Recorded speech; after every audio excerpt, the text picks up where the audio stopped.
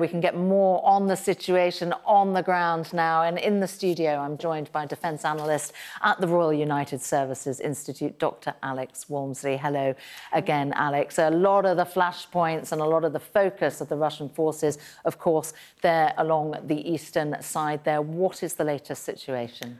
Well, the latest is, despite the greatest Russian attempts, the Ukrainian resistance is holding very firm, and the Russians have not made any significant progress along that eastern flank.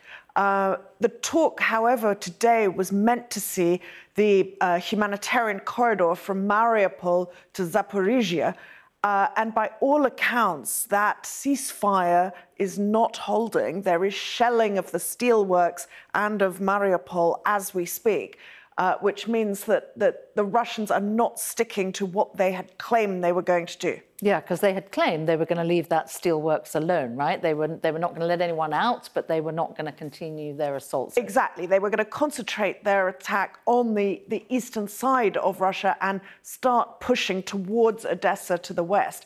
But that does seem to not be the case as we speak. Now, the world has been watching what has been going on in that city there, haven't they?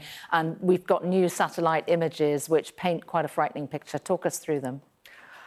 This is the reality of modern satellite imagery, that it's very hard to hide things. So we have this image taken originally on, I think, about the 22nd of March, showing an old cemetery.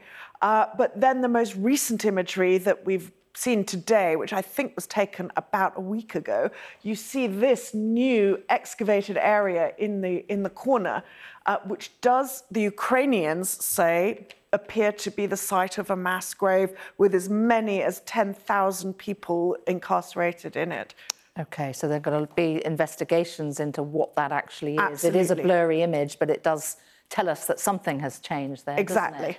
And Russia's talking about its second phase, not being described anymore as a liberation operation, but it seems to be very intent on annexation.